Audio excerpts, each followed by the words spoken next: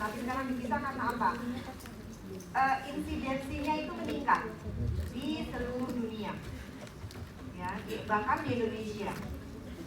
Jadi data nasional dengan data WHO, ya, data seluruh dunia, kanker paru itu menempati urutan ketiga, ya, menempati urutan ketiga dari semua jenis cancer, ya.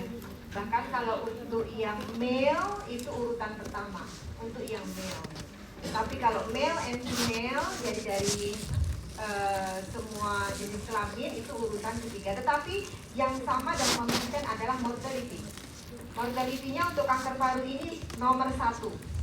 Baik untuk male, female ini nomor 1. Ya, karena lung cancer itu adalah kanker yang sangat mematikan. Ya, ada beberapa alasan nanti kenapa kok kanker paru itu sangat membunuh seperti itu, ya. Karena ada berbagai macam terkait dengan sifat kansernya, ya. Selain itu juga di organ vital, ya. Paru itu kan organ vital. Jadi kalau tidak bisa bernafas ya selesai. Ya, jadi kalau alveoli itu sudah diganti, ya, dengan sel kanker, tidak bisa berdifusi, tidak bisa tempat pertukaran gas exchange, ya, otomatis selesai, gitu, ya. Padahal sumber kehidupan itu adalah oksigenasi untuk semua metabolisme di dalam tubuh. Ya, secara terminologi di sini definisi dulu. Kalau disebut kanker paru, tentu saja ini kan ada benjolan, ada mass di dalam dinding torak, ya. Terutama kalau kita sebut lung cancer ya tentu saja di paru, ya. Jadi asalnya, jadi harus primernya sel ini adalah memang kanker dari paru. Itu adalah definisi kanker paru. Kenapa kok disebut primer? Ada sekunder enggak? Kenapa kalau sekunder? Dari tempat lain. Jadi apa disebut kalau dari tempat metastasis? Ya, jadi bisa saja pasien itu ketemu dengan benjolan di paru. Ya, ini langsung disebut kanker paru nggak? Kalau misalnya pasien datang sesak napas, batuk, darah, TBC-nya negatif. Ya, ini ada hemoptisis, penurunan berat badan, sudah di pemeriksaan TB itu semua negatif. Terus begitu di biopsi ketemunya ada sel ganas. Tapi baru pemeriksaan PA sederhana nih. Tipe selnya belum dilihat, ya. Jadi baru ketemu ada gambaran sel yang sudah displasia, yang sudah berubah menjadi sel ganas. Langsung disebut lung cancer enggak? Gimana kalau pendapat kalian? Kalau berangkat dari definisi ini, dia ketemunya di paru, gejalanya khas, belum langsung kita bisa sebut lung cancer? Siapa punya pendapat? Bisa jadi sekunder. Jadi masih bisa primer, masih bisa sekunder, ya. Jadi masih bisa lung cancer atau dia metastasis. Jadi harus bagaimana? Makanya kenapa kok harus diperiksa head to toe. Jadi walaupun ketemu tumornya di paru, harus diperiksa mulai dari kepala sampai kaki. Di apa namanya? Mungkin ada yang pernah mendengar? Istilahnya kalau untuk menentukan stadium apa namanya? Ya, oke, TNM. Staging, ya. Jadi harus menentukan staging. Jadi akan diperiksa bagaimana abdomennya, bagaimana bone-nya, bagaimana brain-nya, gitu, ya. Itu akan diperiksa lengkap. Itu adalah standar untuk semua cancer. Semua cancer kan penentuannya dengan apa? TNM. TNM itu apa sih? Tumor. M-nya apa? N? Nodal. Nodal itu apa yang dilihat? Lymph node. Terus kemudian M-nya metastasis, ya. Semua cancer. Ya, jadi itu tadi sama, karena bisa saja contoh, misalnya pasien ada mass di liver, langsung dibilang bahwa itu adalah HCC, kan sudah belajar hepatoselular karsinoma. Nah, langsung disebut itu HCC. Ya, ya, harus biopsi dulu. Biopsi itu bisa langsung ketemu memang sel asal dari hepatosit atau dia meragukan misalnya, tapi tetap harus akan dilakukan staging. Karena bisa saja ternyata begitu di ronsen ada benjolan di paru. Berarti kan ini mana primernya? Bisa liver metas paru atau paru metas liver, ya. Jadi artinya prinsipnya begini. Kalau menemukan satu benjolan di dalam tubuh, pastikan bahwa itu primary atau secondary. Itu prinsip utama penanganan kanker itu. Jadi jangan terlalu cepat puas, ya, bahwa saya sudah periksa ini memang ada klinisnya, ada ronsennya, ada biopsinya ganas, sudah selesai. Ya, jadi pastikan, terutama pada female, hati-hati terutama pada female, ya. Female dengan adanya benjolan di paru itu paling banyak justru adalah secondary, ya. Secondary-nya dari mana? Yang paling dekat apa? Breast. Terus yang paling sering lagi yang kedua, ginekologi, ya, ginekologi kanker, ya. Nah, jadi kalau disebut dengan primer maka harus berasal dari organ respirasi. Jadi bisa alveolarnya atau bisa di epitel saluran nafas. Jadi bisa karsinoma bronchus, ya, atau kalau paru kan kita pasti akan mengenal RW, akan mengenal parenkim, ya, selalu seperti itu, ya. Jadi asal sel kanker itu bisa dari epitel saluran nafas atau bisa dari epitel alveolar. Nah, penyebab utama itu adalah terbesarnya memang smoker, ya, tetapi tidak harus smoker. Makanya kalau pasiennya tidak merokok digali lagi, ada toksik inhalasi yang lain enggak? Karena kan tidak harus dari rokok.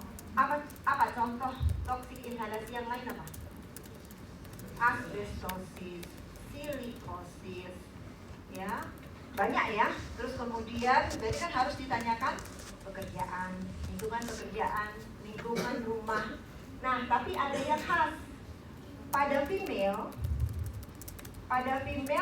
tidak berkorelasi dengan asap, dengan inhalasi. Jadi ini memang penyebab secara patofisiologi, secara definitifnya memang masih belum clear, ya. Masih ada beberapa teori, jadi ada mutasi, ada genetik, ya, atau ada faktor risiko yang lain gitu. Atau kalau dia perokok pasif, misalnya kalau seorang wanita yang terkena lung cancer perokok pasif, berarti dia penyebabnya apa? Tetap smoker, kan, ya. Jadi ada pada kelompok wanita, terutama pada wanita yang tidak terpapar sama sekali dengan toksik inhalasi, ya. Jadi ini tentu saja kalau kanker itu paparannya harus kronik, ya. Jadi tidak bisa kalau cuma batang, dua batang sudah selesai begitu, ya. Jadi mesti ada kriteria kekronisan. Jadi penggunaan atau merokoknya dalam jangka waktu yang cukup lama di sini akan memediasi sistem respon imun, tentu saja, ya, karena zat yang terdapat di dalam asap rokok ini mengandung iritatif. Selain nikotin, di situ ada arsen, karbon monoksida, ya. Jadi ada banyak sekali zat iritatif, ada sekitar ratusan, ya, yang akan menempel pada dinding, terutama saluran nafas, yang akan merubah epitel itu menjadi, awalnya memang akan menjadi masih bisa remodeling, fibrosis, ya. Kalau ini di fase ini akan menjadi COPD, ya, kan. Nah, kemudian kalau dia terus menerus, inflamasi ini kan akan tetap terus berjalan walaupun pasien tersebut sudah stop rokok. Kalau paparannya kronis, ya, dia akan tetap, interleukin 6 ini akan terus terpacu sehingga akan mengaktifkan hiperplasia dari sel baik alveolar ataupun fibroblast. Nah, di sini yang akan menjadi berubah bentuk dan sifat dan fungsi, tentu saja, ya. Jadi paparan kronis apapun itu tentu saja akan mengaktifkan mediator inflamasi. Jadi akan terpicu terangsang terus-menerus, sehingga sel kalau terpapar inflamasi terus-menerus kan dia lama-lama jadi defect kan, dia tidak jadi berubah ya. Nah, kita akan mengenal screening, akan mengenal deteksi. Cut-off-nya adalah pada simptom. Kalau sudah muncul gejala klinis, kalau sudah ada batuk, sesak, batuk darah, penurunan berat badan ya, kan klinisnya mirip banget dengan TB ya, dan sudah dibuktikan bahwa ini bukan TB. Jadi TB itu adalah screening awal. TB negatif, maka ini yang masuk adalah ke kelompok deteksi.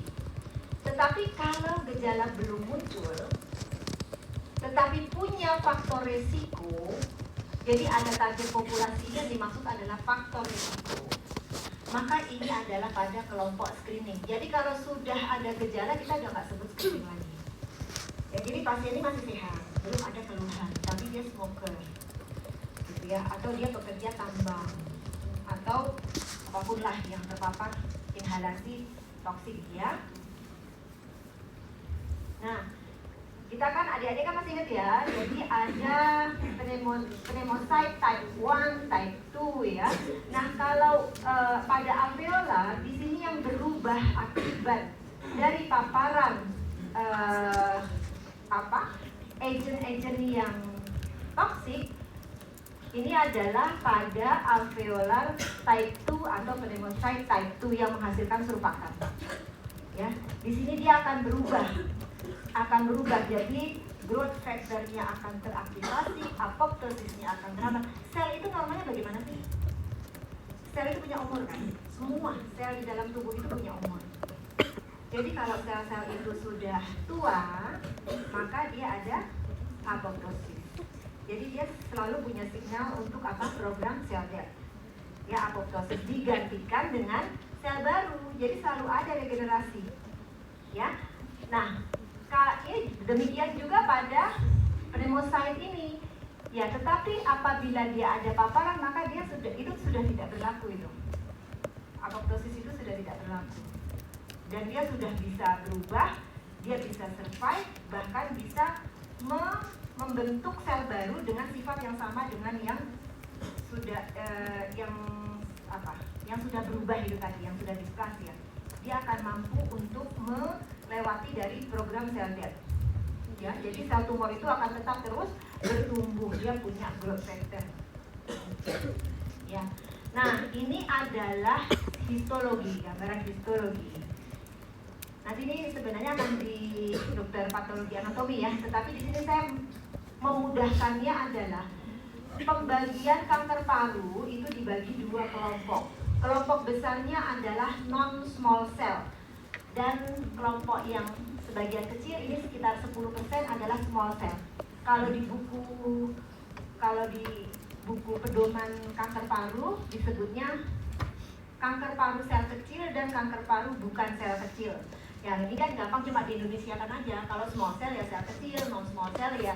Jadi nanti kalau seandainya kalian misalnya saya lebih suka menyebutkan small cell, non small cell lebih mudah ya. Kalau misalnya nanti kalian ujian UKM PPD, keluarnya sel kecil, bukan sel kecil, ya itu sama gitu ya, cuma di Indonesia kan. Cuma saya menyebutnya small cell, non small cell aja ya.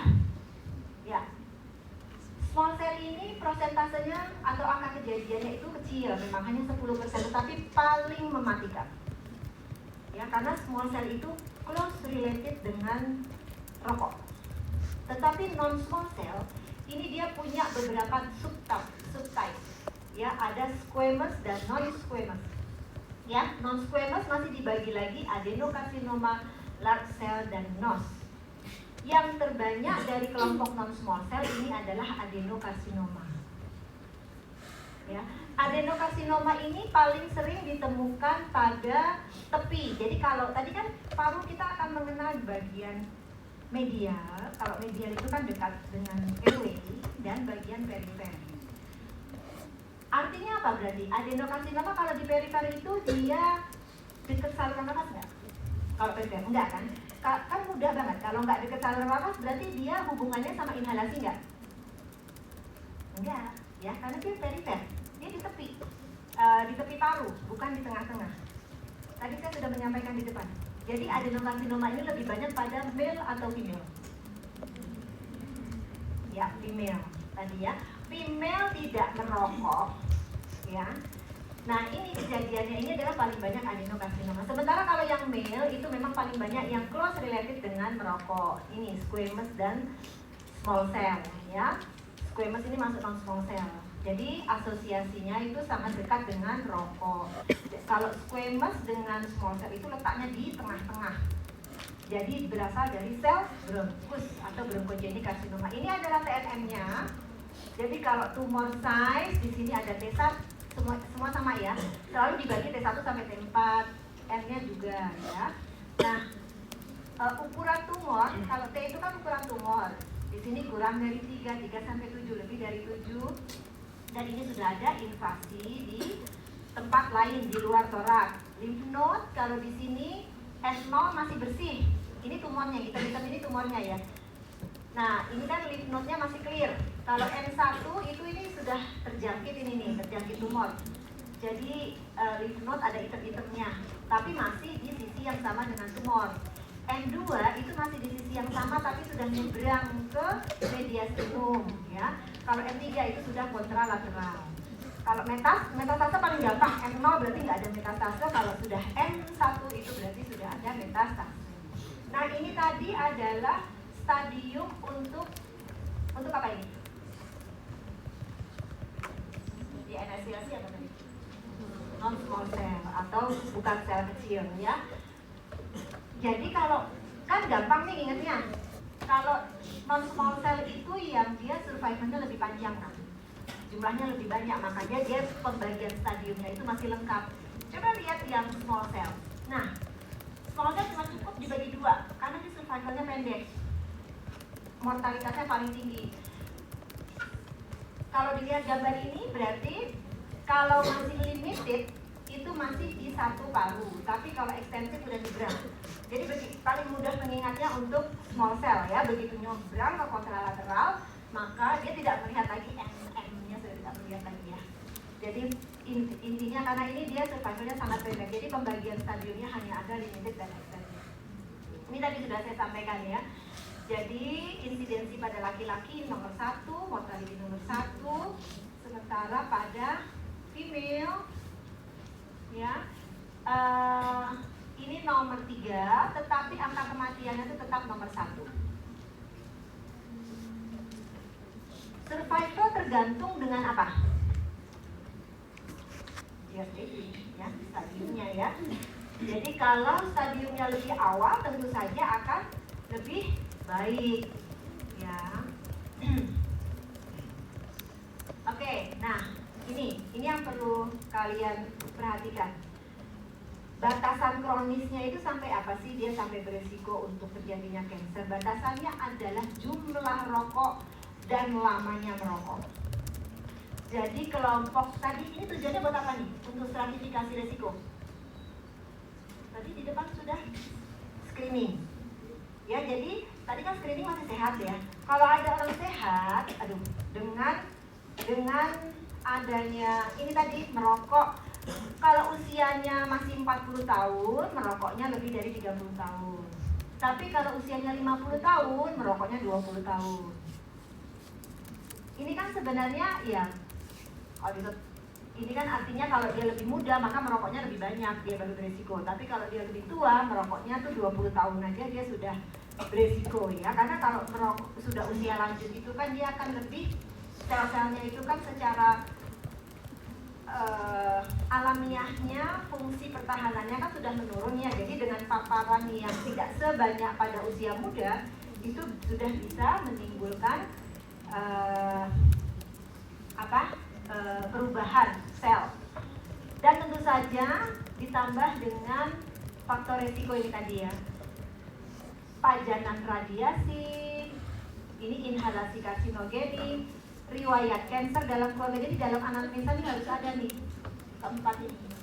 Kalau kalian nanti sudah di klinik, ya, jadi harus ditanyakan ada tidak radiasi, ada atau tidak inhalasi karsinogenik, riwayat kanker keluarga ini wajib ditanyakan. Jadi kalau kalian ujian koas, Nah, ini lupa ditanyakan pada pasien kanker. Semua pasien kanker harus ditanyakan riwayat kanker dalam keluarga.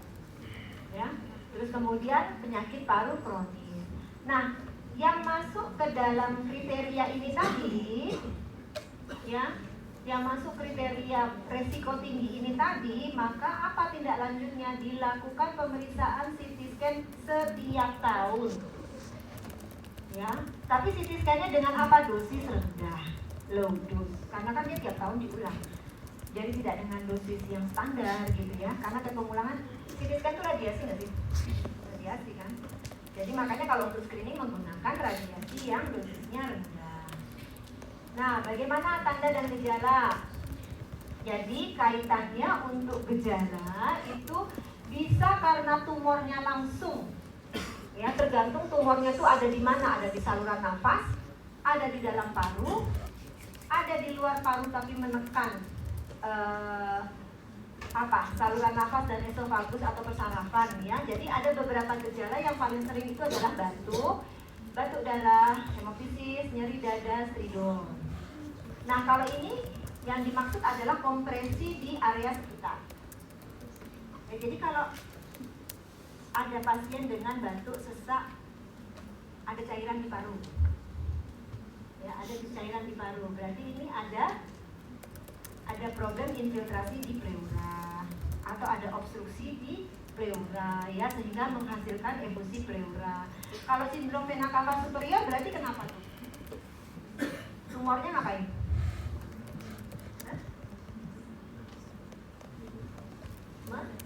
Menekan, jadi kompresi ya. Kompresi karena kan dia bisa di mana aja. Ya, tumor paru itu kan bisa di mana aja sih. Dia bisa di dekat aorta, dia bisa di dekat vena cava, bisa di dekat jantung, bisa dekat diafragma, bisa di sulcus superior seperti ini ya. Kalau paralisis diafragma dan suara serak itu adalah kompresi seperti ini. Jadi pada nervus laryngeus. Ya. Jadi gejalanya tuh banyak banget gitu ya. Jadi kalian itu gejala yang harus dicermati adalah gejala-gejala yang kemungkinannya ada kompresi ke organ sekitar. Nah, ada yang dikenal dengan sindrom Pankos. Apa itu Pankos sindrom? Pankos sindrom itu adalah tumor pada sulcus superior paru. Di sini akan menekan plexus brachialis. Jadi lengannya ada kelemahan, ada pembengkakan ya. Dan juga kalau ke atas di sini ya, dia akan menjadi sindrom Horner, yaitu adanya ptosis, miosis, sama ada anhidrosis separuh wajah. Nah, kemudian gejala sistemik ini mirip dengan TB, penurunan berat badan, nafsu makan turun, demam hilang timbul. Jadi kalau ada prolonged fever, salah satunya pikirkan ada cancer ya. Jadi tidak hanya TB ya. Sama yang paling penting adalah kalau ada kemungkinan metastasis yang disebut dengan gejala paraneoplastik. Ya, tergantung metastasisnya di mana. Ya, apakah dia ada di bone ya, atau tumor itu mengeluarkan zat ya ke istilahnya secara sistemik, sehingga menimbulkan kelainan-kelainan secara sistemik yang sebenarnya tidak langsung berdekatan dengan sel tumor. Nah, jadi kalau ada pasien dengan hemoptisis maka wajib X-ray. Ya, dan perhatikan simptom-simptom ini, apakah ada nyeri dada, sesak napas, penurunan berat badan, ada hoarseness ya, clubbing finger, limfadenopatinya harus dicek ya. Terus kemudian tanda-tanda ada penyebaran dari kanker. Nah, ini klasik nggak ini? Ini mudah ya. Laki-laki 52 tahun, batuknya 2 bulan, ada batuk darah, merokoknya 1 pack per hari ya, selama 30 tahun. Jadi disebut dengan 30 pack year. 50-30 pack year, memenuhi kriteria nggak high risk? Masuk ya. Ada nih, gambarannya kayak gini, ada pembengkakan leher, terus ada penetrasi kolateralisasi dari dinding dada dan dinding abdomen.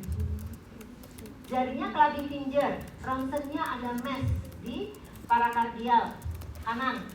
Di CT scan gambaran mass seperti ini. Ini khas ya. Ini khas, ini cancer. Gitu. Tapi harus ada biopsi loh, dan ditentukan dulu nih primer atau sekunder. Ya. Jadi harus nanti diperiksa head to toe ya. Karena bisa juga kayak gitu ternyata ya, metastase dari prostat, metastase dari kolon. Oke, nah ini sekarang Anda lihat di sini. Wanita 52 tahun hanya dengan batuk kering, nyeri pada pundak kanan sudah 1 bulan, tapi datang ke IGD dengan kejang. Pasien tidak merokok. Khas nggak ini? Kalau kalian akan mencurigai nggak kalau ini laki? Enggak. Begitu di ronsen gambarannya seperti ini. Kan di ronsen dulu ya kalau di IGD kan. Nah di ronsen gambarnya seperti ini. Kalian menemukan apa nih? Kalau dari ronsen ini kalian menemukan apa coba? Kalau bisa jadi.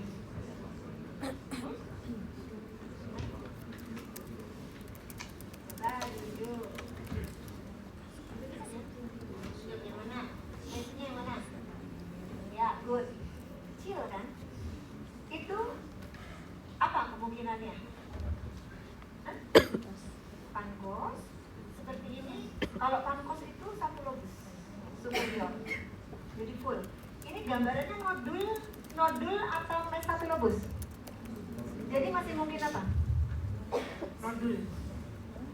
Masih mungkin metas, good. Apalagi? Kami female nih. Jadi bisa saja dia metas, jadi jangan ini adalah lung cancer ya. Karena dia kan harus dicari breastnya, harus dicari ginekologinya. Terus apa lagi? Yang sering. TB, ya. Jadi gambaran granuloma TB, ya. Nah makanya harus disingkirkan dulu. Bisa nggak di pasien kejangnya karena TB? Bisa, ya. Jadi TB cerebral. Ya, jadi ada granuloma paru dengan TB cerebral, begitu ya. Nah, makanya tetap harus disingkirkan TB-nya. Tapi ini kalau kalian di rumah sakit canggih, ya di rumah sakit tipe A, jadi CT scan sudah ada, misalnya ya. Karena ada kejang langsung di CT scan kepala. Nah, CT scan kepala di sini didapatkan adanya mass, ya ada mass di brain. Kalau gambaran TB ini terlalu besar untuk TB, ya. Jadi kalau TB itu seperti astrositoma, jadi dia nodul kecil-kecil banyak, begitu ya. Jadi kalau seperti ini dia sudah lebih mengarah ke. Nah, sekarang pertanyaannya primernya mana? Kan belum tahu ya. Jangan langsung bilang ini lung cancer, ya. Karena ini primernya tuh bisa brain tumor metastase paru, karena dibentukannya coagulation loh, nodul metastase pada paru. Kalian sudah belajar kan? Belum. Bentukannya seperti ini, seperti koin, bulat. Nah itu khas untuk metastase. Jadi kalau melihat ini memang yang akan dipikir adalah metastase dulu, begitu ya. Tapi ini makanya ini mau dokternya akan berpikir nih, kita akan trepanasi, biopsi dengan resiko kelumpuhan bla bla bla.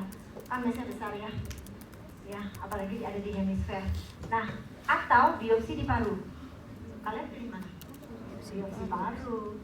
Dari biopsi paru akan bisa mengidentifikasi mencari mana primernya, begitu ya, dengan pemeriksaan imunohistokimia nanti dengan dokter PA.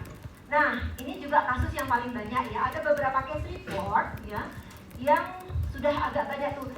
Ini gambaran apa nih? Kavitas ya, jadi ada air fluid, ada gambaran air ya yang hitam, terus ada udara lah pokoknya lah ya. Jadi ini gambaran kavitas. Jadi ini TB. Nah ini yang nggak normal lagi ini. Ya, di situ ada mass. Ini ternyata adalah koinsiden antara TB paru ya dengan lung cancer. Nah itu ternyata kasusnya banyak. Jadi bukan berarti kalau TB-nya positif, terus diobati nggak sembuh, itu berarti bukan TB. Bisa saja nih jalan dua, gitu ya.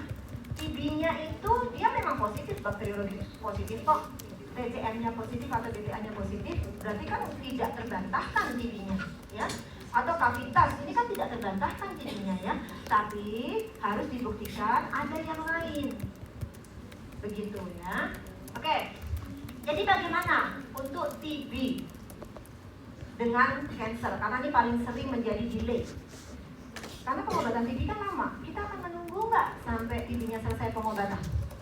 Kalau klinisnya nggak sembuh-sembuh? Nggak, ya. Jadi kalau TB secara bakteriologis, evaluasinya tetap ya. Kalian sudah belajar ya? Jadi evaluasinya sesuai dengan standar. Nah, yang menjadi masalah adalah TB klinis. Jadi bakteriologisnya nggak terbukti, ya. Nah, untuk TB klinis maka bisa yang jelas kan BCA-nya pasti negatif nih, negatif atau TCM negatif. Nah, kalau diberikan berarti kan akan diberikan OAT dulu noh, ya kan? Setelah diberikan antibiotik 2 minggu tidak ada perbaikan, berarti bisa dianggap TB klinis. Jadi jangan jumping langsung diberikan obat TB, ya. Panduannya sudah, alurnya sudah kan, sudah belajar kan kalian, ya. Nah, sekarang yang membedakan adalah evaluasinya. Evaluasinya adalah klinisnya itu harusnya pengobatan TB dalam 2 minggu pertama saja itu sudah membantu. Sudah kelihatan secara klinis, walaupun imaging itu masih belakangan. Ya, resolusinya masih belakangan. Kalau nggak ada perbaikan klinis, maka reassess. Ya, nilai ulang, evaluasi ulang. Kalau perlu CT scan. Ini kenapa nih? Kok dia nggak membaik secara klinis? Berat badan belum naik, dia batuk darah kalah tambah banyak. Ya, jangan-jangan ada koinsiden dengan cancer. Nah, kalau dilihat di sini bahwa progresivitas untuk suatu kanker paru yang non small cell di sini hanya sekitar 1 sampai 1,5 tahun. Diagnosis harus cepat dan tata laksana harus cepat, ya. Kenapa kok sering terlambat? Ya bisa bermacam-macam. Ya, karena delay dari pasiennya sendiri, dia tidak aware, ya, pasiennya nggak aware, atau karena sistem rujukan berjenjang gitu, ya, atau karena penyebab yang lain, ekonomi, psikososial dan lain-lain, pasiennya takut begitu, ya, edukasinya kurang, ya, dan termasuk dalam treatment delay. Nah, screening ini tadi sudah, ya. Jadi tadi kelompok yang risiko tinggi dilakukan low dose CT tongal. Nah, di sini kalau ada gejala, ada faktor risiko, sudah bukan screening tapi akan diagnostik dini. Ya, ini maksudnya diagnostik dini, maksudnya bukan screening, ya. Untuk diagnostik dini, kalau ada nodul, pikirkan keganasan. Dibuktikan dulu, dicari, ya. Bukan langsung terapi, tapi diagnostik dulu dengan multidisiplin tim, ya, dilakukan biopsi, ya. Tapi kalau tidak ada nodul, tidak ada kelainan yang ke arah cancer, maka dicari penyebab kelainan paru yang lain. Nah, bagaimana dengan kalau ada batuk darah? Yang jadi problem adalah kalau batuk darah ini kemungkinannya ya TB atau cancer, ya, maka wajib dilakukan TCM. Ya, kalau positif diobati dengan evaluasi cross monitoring tadi, ya, karena bisa koinsiden. Tetapi kalau hasilnya negatif, ya, maka diulang lagi, gitu, ya. Diulang lagi kalau klinisnya highly suggestive, ya, untuk TB. Ya, kalau seandainya hasilnya negatif tetapi klinisnya menetap, maka lakukan tadi low dose CT, ya, untuk menyingkirkan cancer atau bukan. Nah, ini tadi alasannya kenapa kok low dose CT, ya, karena radiasinya kecil, ya, dan hanya pada pasien yang memiliki resiko tinggi. Nah, ini adalah stagingnya. Stagingnya dengan CT scan toraks, CT scan abdomen selalu dengan kontras, ya, CT scan kepala, ya, CT scan tulang. Ya, karena itu kenapa kok yang diperiksa tulang, abdomen, brain? Karena itu adalah site-site yang paling sering metastasis untuk lung cancer.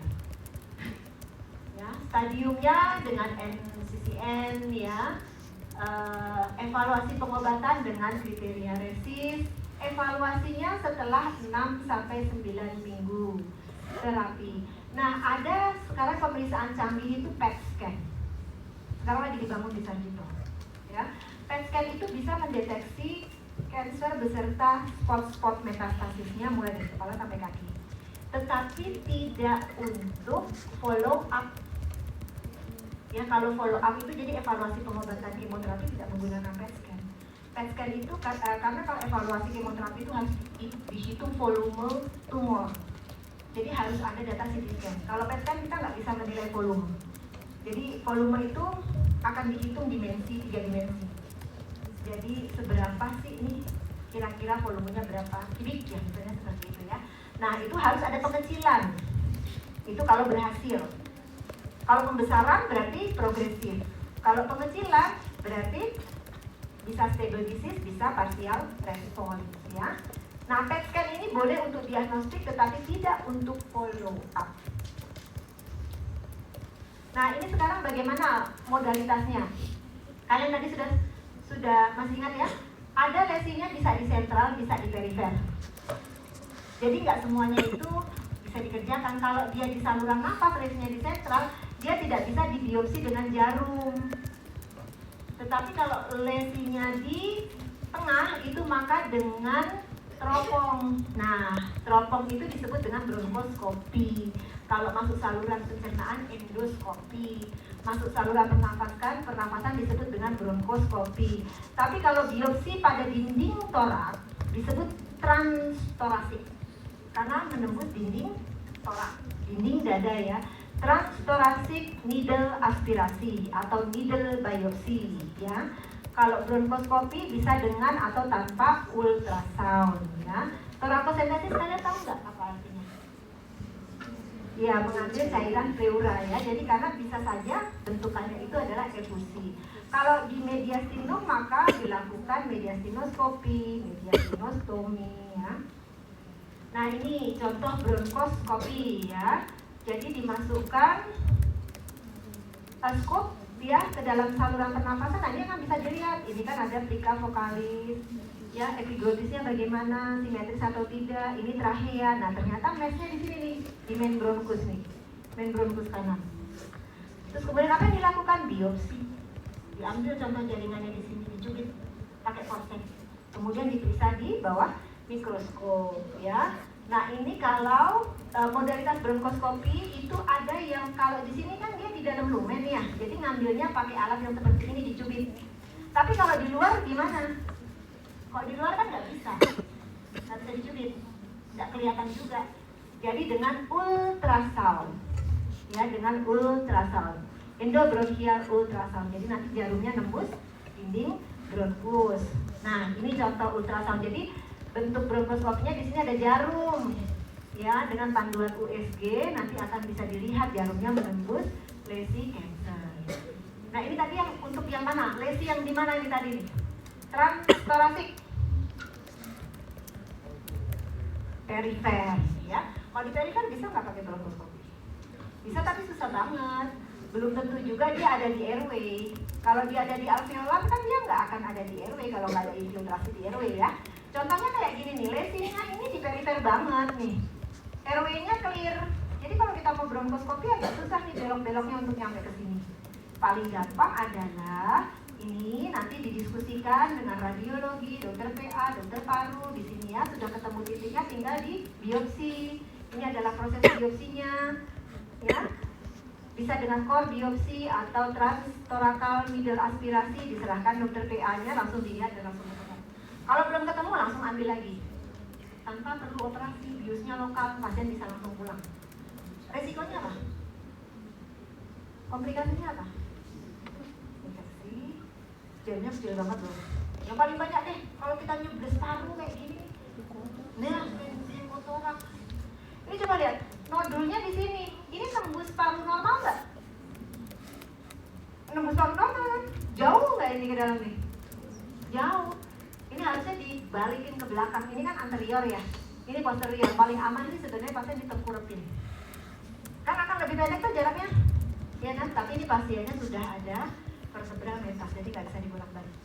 Kalau udah kayak gitu ya sudah, nggak apa-apa, dikerjakan seperti ini nggak apa-apa. Tapi selesai tindakan harus di-CT-scan lagi, dilihat ada pneumotoraks nggak. Ya. Tapi biasanya pneumotoraksnya tidak akan sampai pneumotoraks ventil ya, karena di sini jarumnya kecil banget. Nah, ini tadi torakosintesis ya, pengambilan pleural efusi, ini mediastinoskopi ya, dengan bronkoskopi masuk ke mediastinum, torakoskopi masuk trokar ke rongga pleura. Nah, sekarang terapi kanker paru ya. Tadi kita sudah menentukan stadium ya. Stadiumnya ada stadium 1, 1A, 1B, 2A, 2B, 3A, BC dan 4A, 4B. Kalau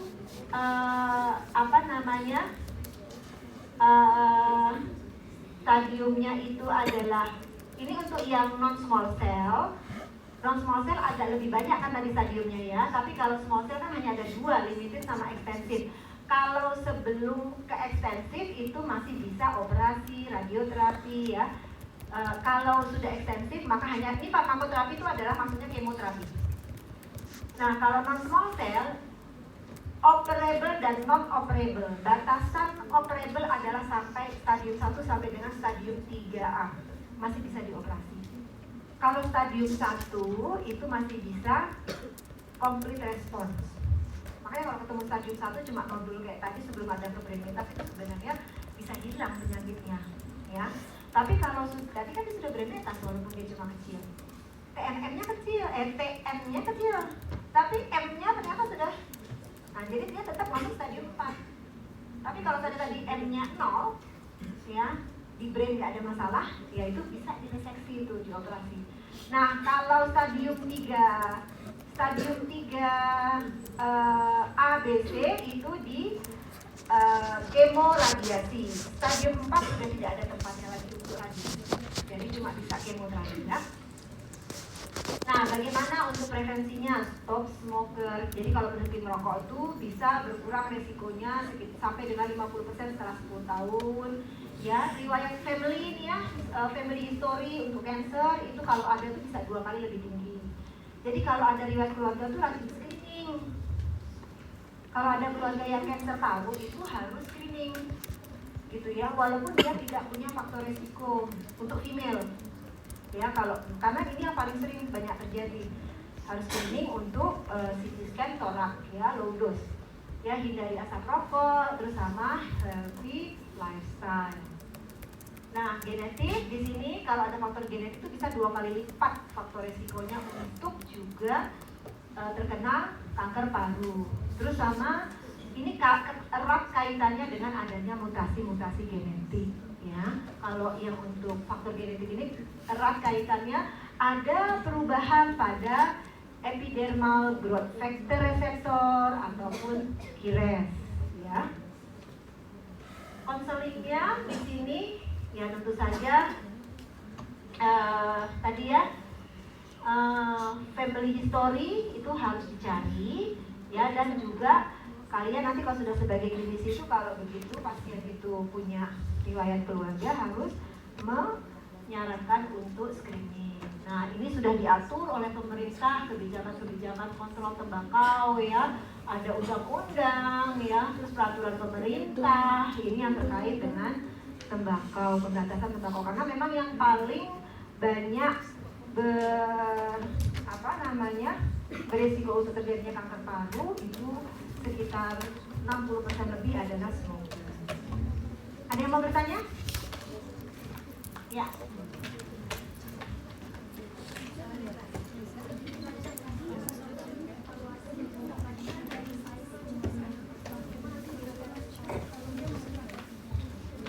Bagaimana dengan pasien yang dia sudah diangkat semua tumornya baru dia kemo? Itu evaluasinya dari mana, Dok? Apakah mungkin dari hasil labnya atau nanti di X-ray atau di radiologi lagi atau seperti apa, Dok? Ya, pertanyaan yang baik, ya. Jadi pasiennya berarti masih operable, ya. Paling tidak masih stadium 3A, ya. 1, 2, atau 3A lah paling besar 3A gitu, ya. Jadi pasien dioperasi dilanjutkan kemoterapi. Nah, kan udah diangkat, gimana nih evaluasinya gitu, ya. Jadi kan mestinya udah nggak ada dong tumornya. Tetap wajib dilakukan pemeriksaan CT scan evaluasi dengan kontras. Karena kalau kita mengangkat tumor, mikrotumor yang bersirkulasi bisa dipastikan bersih nggak? Sebenarnya dengan kemo itu, kenapa kok udah diangkat masih pakai di kemo sih, dong? Nah, itu adalah untuk mematikan mikrotumor yang tidak terdeteksi secara imaging, begitu ya. Nah, tumor itu adalah yang paling pintar, ya, penyakit yang paling pintar. Dia bisa berhasil survive bahkan dengan kemo dia bisa survive seperti itu, ya. Ini akan dilakukan evaluasi jam, kemungkinannya bisa 2. Yang pertama, dia tidak akan lagi muncul tumor, jadi complete response. Tapi harus dievaluasi loh, tetap setiap mulai tadi kan setelah 6-9 minggu, ya. Kemudian kalau clear maka 3 bulan, clear 6 bulan, clear 1 tahun, terus setiap 1 tahun. Karena masih ada resiko untuk muncul lagi. Nanti setelah 3 periode 1 tahun itu clear maka dinyatakan aman. Jadi bukan berarti begitu evaluasi, oh semuanya hilang kok bersih, tenang. Jadi harus tetap dilakukan serial. Paling bagus adalah PET scan. Yang begitu PET scan bersih, ya sudah, kita boleh berani nanti evaluasinya 1 tahun deh, gitu ya. Tapi tetap harus evaluasi, gitu ya. Jadi, nah kalau yang tidak bisa dioperasi, maka volume tumor tadi ya sebagai panduan ukuran volumenya harusnya mengecil. Kalau mengecil itu tadi ya bisa parsial kalau dia lebih dari 30%, complete respon kalau dia hilang atau lebih dari 60%, atau stable disease kalau dia menentang. Ada pertanyaan lagi? Cukup jelas apa susah nggak? Ini soalnya kalau cancer itu kadang-kadang lebih susah untuk dicerna. Saya berusaha membuat lebih mudah. Ya, saya rasa ini ya cukup paham ya. Ya, selamat belajar adik-adik sekalian. Ya, semoga sukses. Terima kasih. Assalamualaikum warahmatullahi wabarakatuh.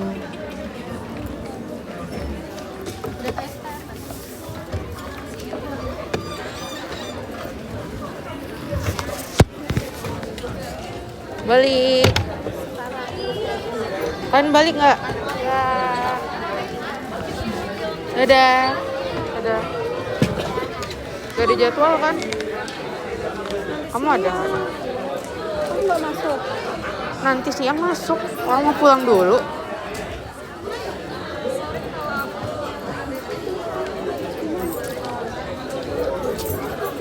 Bisa nggak berhenti di jalan?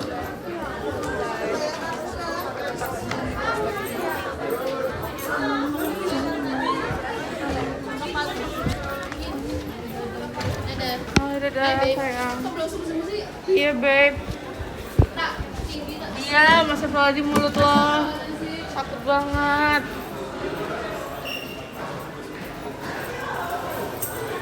Takut. Ayo kita habiskan Desember ini untuk mengerjakan. Mau libur-libur ya.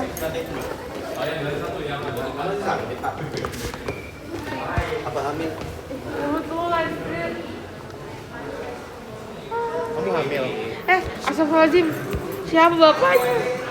Belum sakit. Tapi udah mendingan sih. Udah nggak